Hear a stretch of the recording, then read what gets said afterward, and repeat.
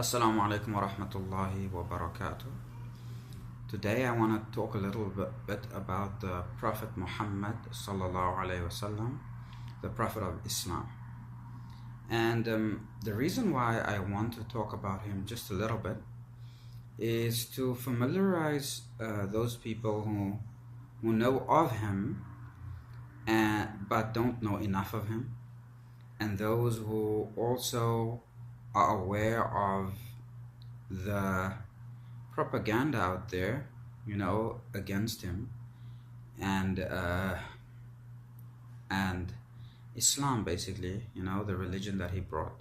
So why I kind of feel that this is an important topic for me to talk about is because I've been seeing a lot of literature, videos, and comments out there that characterizes the Prophet Muhammad in a very negative light, without giving due consideration to his contextual reality, to the cultural nuances, and to what magnificent changes he brought about in his society, and just how enormous those were.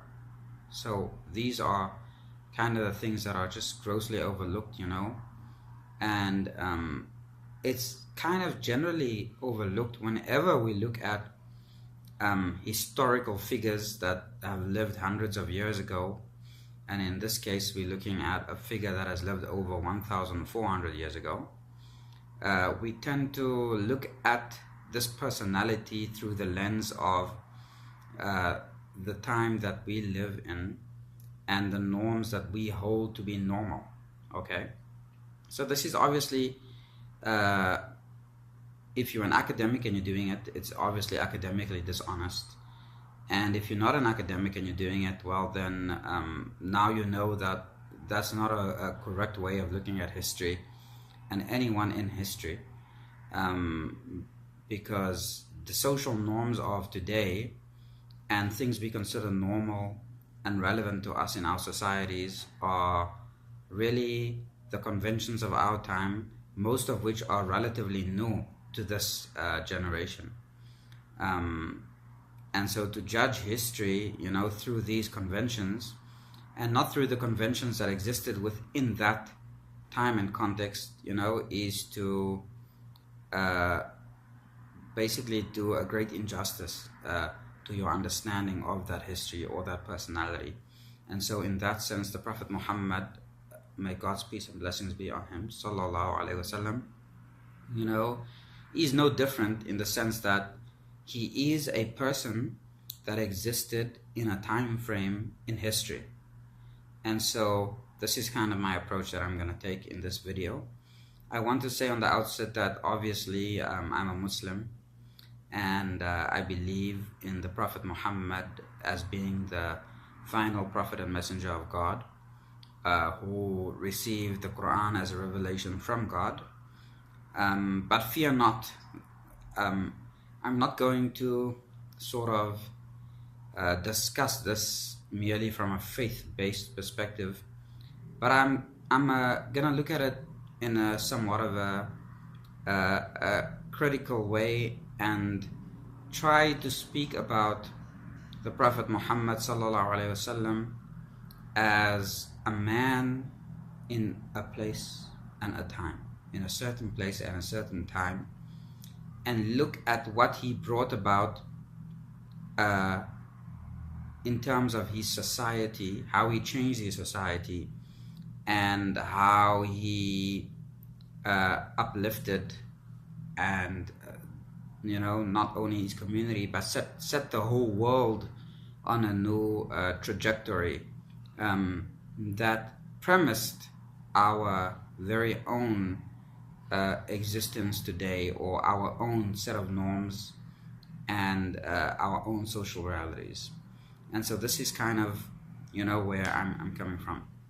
So the first thing that you guys really need to know and take into consideration is that the Prophet Muhammad is an Arab that was born in a fairly remote region of Arabia at the time, Mecca, where there were established norms and social customs already, as in any society.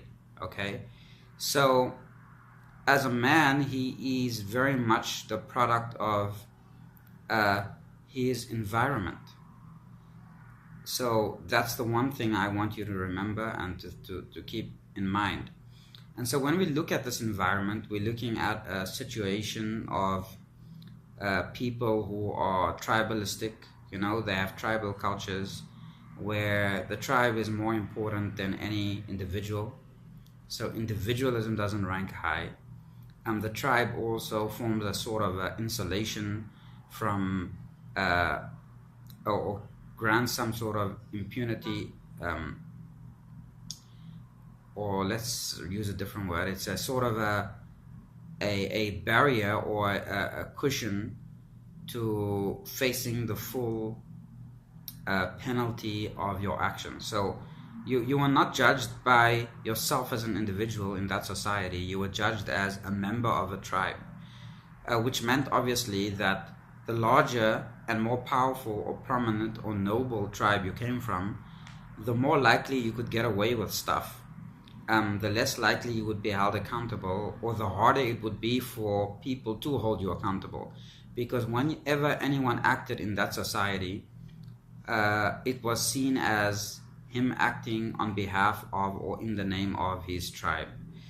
And if he acted in a certain way that dishonored his tribe, it would be up to the tribe to discipline him, or the tribe would have to disown him in order for other tribes or another tribe that felt a member of theirs was wronged or from because of the actions of this individual, you know, would then need to first make sure that the person is disowned from his tribe before they could actually inflict any harm on the person. Otherwise, there would be a tribal war. And so we're seeing a society where obviously there were frequent tribal wars and conflicts because of this type of system. People would react on behalf of a tribal member, often without questioning whether the person was wrong or right. So the standard for human interaction was expediency, not right and wrong, by and large. Okay, and your tribe was your shield. So this is the kind of society that we come from, that the Prophet grew up in. And so this society also, of course, from the theological standpoint, was a society of polytheists, people who worshipped idol gods. Now, in which way is that significant? Okay, because when we look at the social structure of a society, you know, why should it matter, for example, or we could say, why should it matter that these people were polytheists or worshipping statues and idols? What is the significance of this, and why would Muhammad and the revelation sent to him be so averse to this custom and practice of idol worship? So let's look at that for a minute, and the social structure and the hierarchies that existed in Mecca. And so what you find is that on the one hand you had the elite and the nobles from prominent tribes. Either you were classified as worthy or having a high standing in society because of your lineage, which you know was considered to be from high or higher families, and then the other thing that sort of privileged you was wealth. So if you came from a wealthy family, and then the last thing that privileged you was religion. Okay, and by far religion was one of the more powerful forces, because in idolatry, the priest and the keepers of the idols are the benefactors, in the sense that when people pray to these idols or offer offerings to these idols, the ones who speak on behalf of these idols, the priests, they take the money, they prescribe the sacrifices, and they through various superstitions rig social customs in order to favor themselves or to gain profit from the prevailing sort of idol worship. So what would happen is, for example, a priest might say that if he desired, for example, a certain woman, he would say, look, the evil omen would be removed from you, you know, if you sleep with me one time, for example. Or a priest might say that the idol is unhappy with you, you have to give a sacrifice of X amount of gold, of course, which he would pocket in the end, right? So there was sort of a large scale oppression linked to people's sort of naive belief in idolatry, and it was usually oppression of the already marginalized peoples, the already downtrodden and the already poor people, who, having no recourse to other structures and hierarchies, coming from smaller tribes and not having wealth, would resort to religion. Okay? And so what money and affiliation could not secure them, they would hope they could get through prayers and devotions to the idol gods, which was then again another way used by priests to further oppress and enslave the already marginalized, downtrodden, poor and oppressed people. And so this is the society from which the Prophet Muhammad sallallahu alaihi wasallam comes from. And it's a society that is immensely troubling to him as a young man, because he witnesses the unfairness of the way things work, and how some people are almost seen as destined to be exploited and others are overwhelmingly privileged. How some people have no recourse to correcting wrongs and others can never be wrong no matter what they do. So there was this type of scenario that he came from, and it often centered around the idolatry that was very present in his region. And so naturally he was never an idolater. He never believed in these statues and idols and gods. He was somewhat of an agnostic, and had very much had his own mind and tried to sort of live a good life, you know, by himself as a young man, practicing, you know, moral ethics and virtues, and being known for his honesty, his forthrightness, and his humility. So these are sort of the, you know, this is kind of the person that we come to know, you know, in that period. And then, of course, according to the Muslim narrative, the angel Gabriel comes to him, and at the age of 40, and confers on him the first few verses of the Quran, which incidentally and interestingly, and this is where I think we owe a great deal to the Prophet Muhammad for for persevering throughout this hard period, because this period would later on change the entire course of history. And so if you look at the very first revelations that have, come down to him, it was really about education. It was saying that, look, the primitivism, the barbarism, the inequality and injustices that you experience are largely as a result of people being uneducated. And so the first revelation which God reveals through the angel Gabriel is read, Iqra, read. Read in the name of your Lord who created. Iqra bismi rabbika alladhi khalaq. Read in the name of your Lord who created.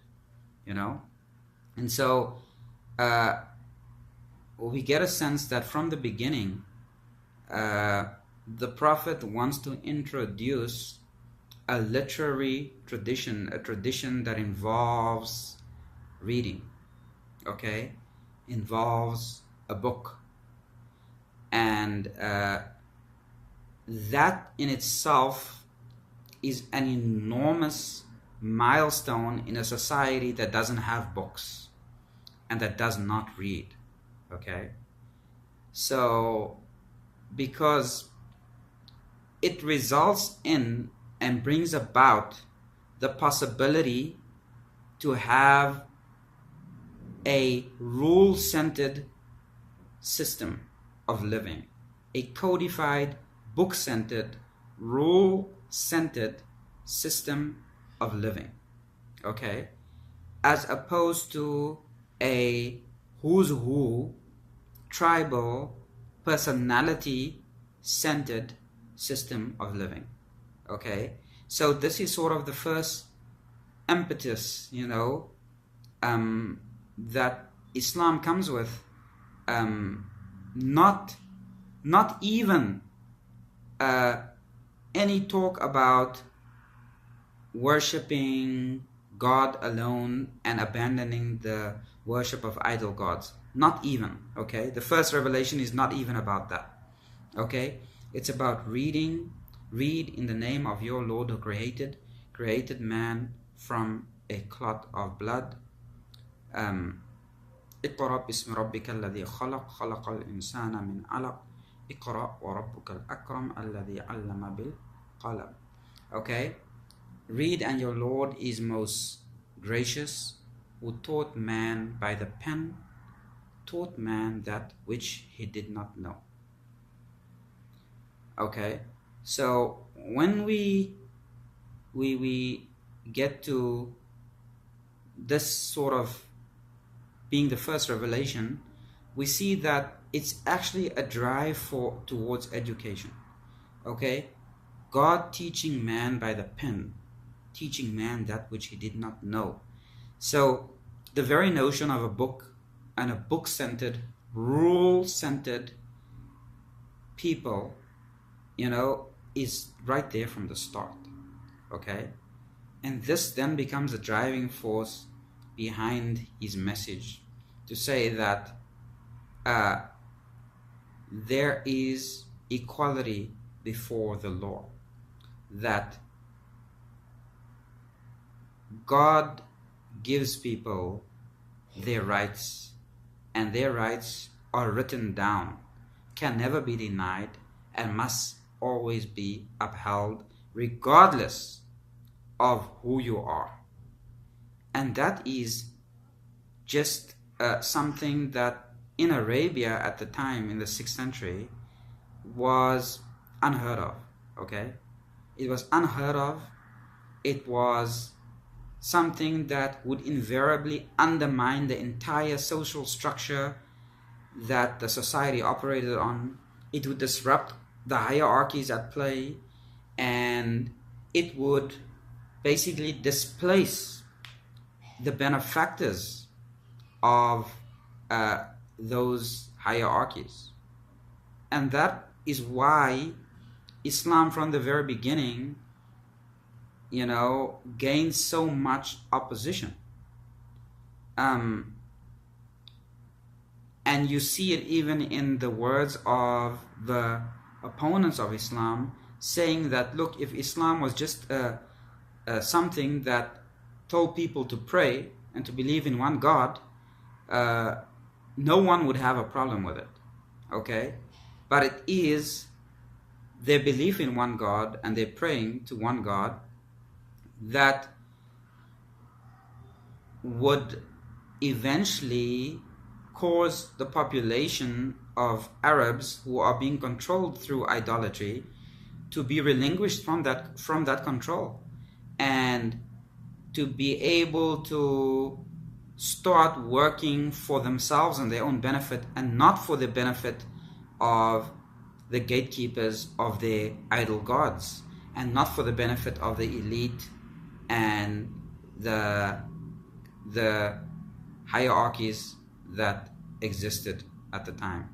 And so this was dangerous. Okay, any sense of equality, any sense of people being recognized before God as important, while at the same time being lowly in terms of the customs and tribal structures, was dangerous. And this is actually why there was so much opposition to Islam in the beginning, and to this idea of believing in one God and shunning the abomination of idolatry. So from its ethical kind of boundaries and standpoints, we can see that Islam, to begin with, taught Muslims that there was equality before the law, that in a way, in another sense, you could say it taught the premise that all men are created equal before God, which is what the United States Constitution says. It's what the Prophet Muhammad preached himself, and he actively sought to break down the social classes and hierarchies within his own society, to the extent that he allowed people to marry who were not allowed to marry within Arab society because of social class differences. He dispelled the notion of wealth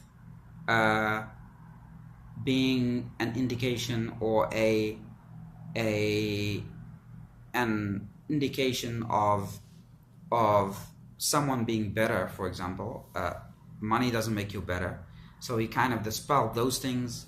So he brought about a brotherhood of people who were formerly enemies of each other.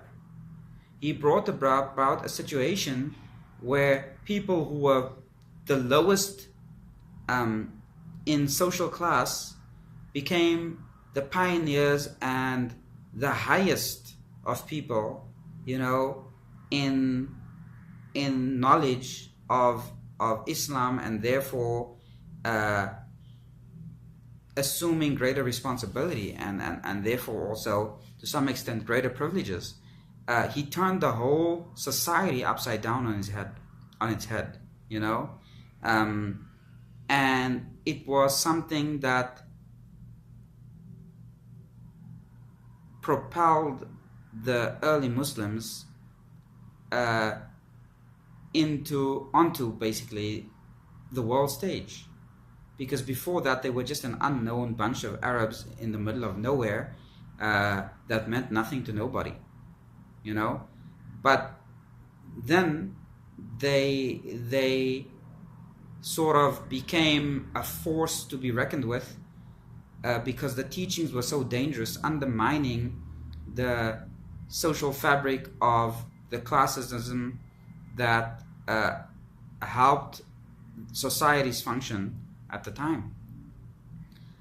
And that's where finally it reached the point where military action was needed, you know, for the enemies of the Prophet. They basically needed the military action to try to stop him, to stop his movement, so that it doesn't spread any further, and doesn't not sort of undermine the rest of Arabia at the time. And when the military action sort of, you know, the Arabs and the tribes aligned together to take military action against the band of Muslims, their first reaction was basically to run away.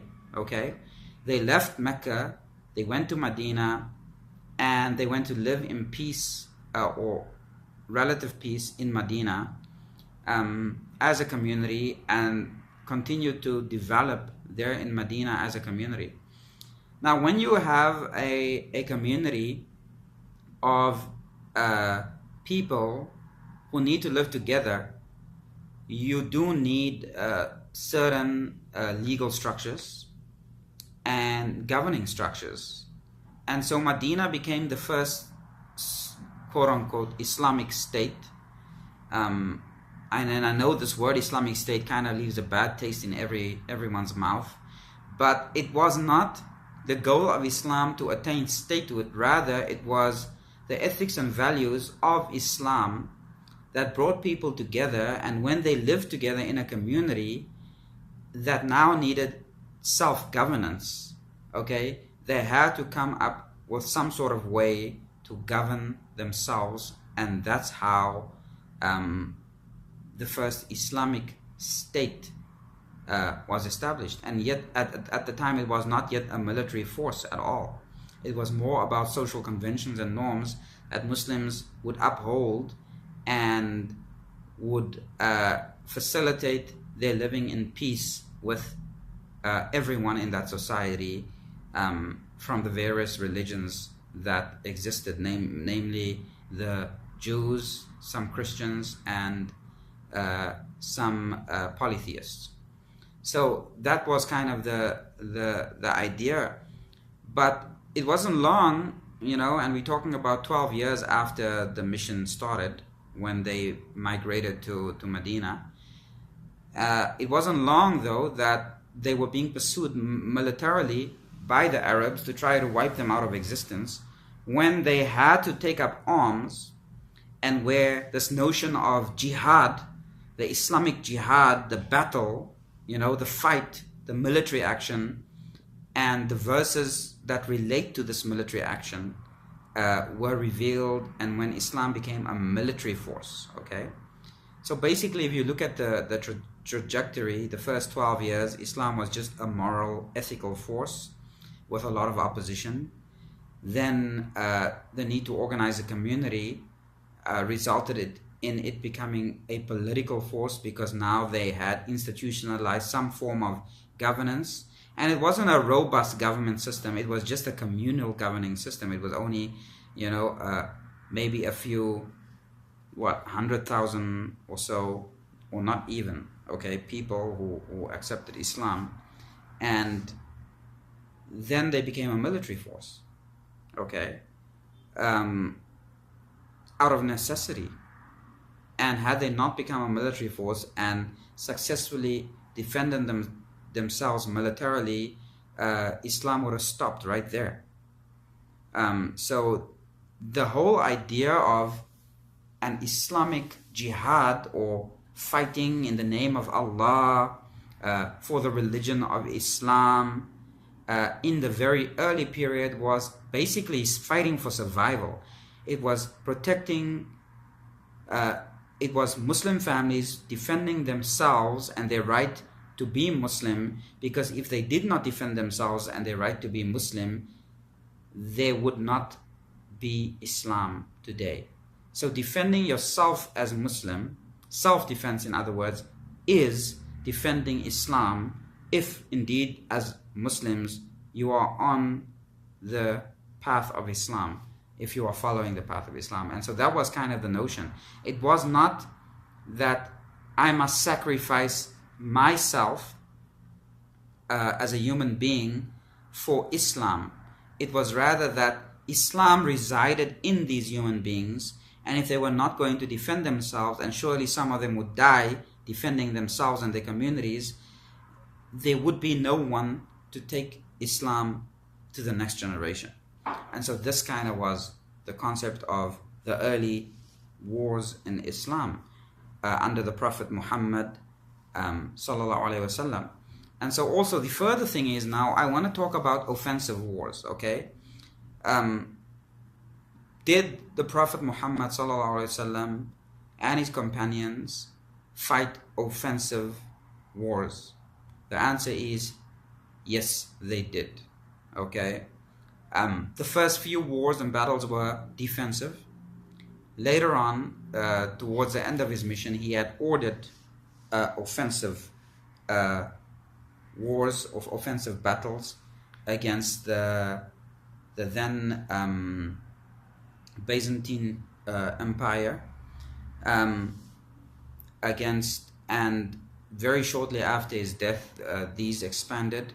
Of course, also the conquest of Persia under the second Caliph, Umar, and so on. So people are saying, look, Islam is warlike because they had offensive wars. They went in and fought against other countries and conquered them, and thus they spread Islam by the sword.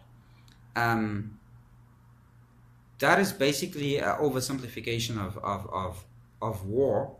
It is an oversimplification of the political demographics of the time, and overlooking the power dynamics that existed in the world at the time. Okay, you got to remember that if you have a budding power, okay, in the form of a new empire that has just formed, that every other power in the world would look to eliminate that power as soon as possible, okay, because it becomes a problem when a new power is rivaling your own. And so in those situations, the best form basically to defend yourself is to attack. And that's exactly what the Muslims did. They attacked the weakening empires around them because it was the one way for them to secure that they would survive as a rising power. It is the story of history.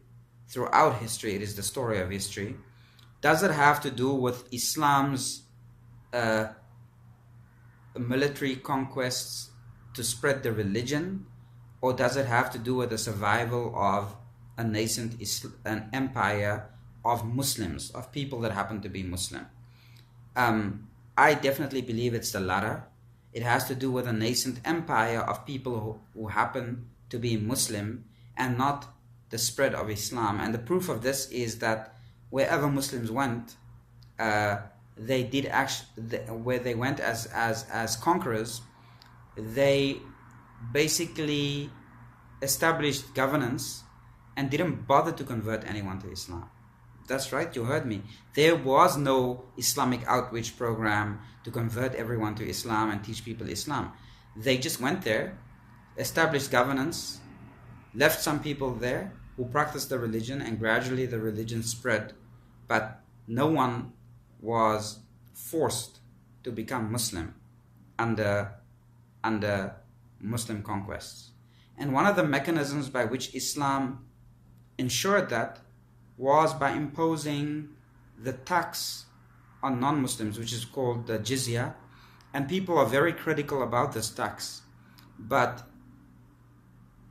if you really look at the broader picture of the time and the situation of conquests, it was really the motivation of gaining some income through imposing the tax, that enabled people or the conquered, right, to remain as they were, basically.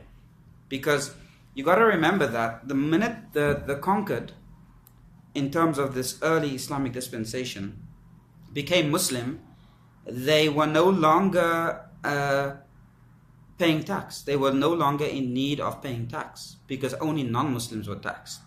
So there was no impetus on the part of Muslims to try to convert anybody to Islam, because as far as they were concerned, the more people convert to Islam, the less tax they would be collected. You know, at the end of the day, what you got to remember is that these were just people. Muslims are just people. Muslims are not saints. They are people. They are motivated by many different things. One of the motivations for conquests among Muslim people was wealth. It was wealth. It was just like any other nation who conquers other nations. But it so happened that they were Muslim. But to say then that Islam was spread by the sword is completely inaccurate. Islam was not spread by the sword. It was very much, these early Muslim powers and kingdoms were often very much similar to secular governments, okay, that wanted to expand dominion and power, and they happened to be Muslim. And that's kind of how things progressed. So I hope that sort of clarifies it, you know. Yes, the Prophet Muhammad brought a message that changed the world forever. He had followers. His followers were just people, just normal people, motivated by various things. Islam brought them to power, made them powerful because of its ability to organize people and to sort of establish civilization. But they were also motivated by what motivates people in general. And but the one very, very false and untrue thing is that they spread Islam by the sword. Absolutely not. They spread the empire through conquering neighboring regions, and they happened to be Muslim. And it was not that it was not driven by the impetus to spread the religion at all. And that sort of just happened incidentally. This whole notion of Islamic outreach and converting people to Islam did not exist in the early period, okay? For early Muslims. It was more a situation that you practice your religion, and if people ask you about it and they want to become Muslim, ahlan wa sahlan, they are welcome to become Muslim. Muslims are not a race of people. Islam is a religion, and people from all backgrounds, races, colors belong to it. And so it was more that sort of approach, along with empire building.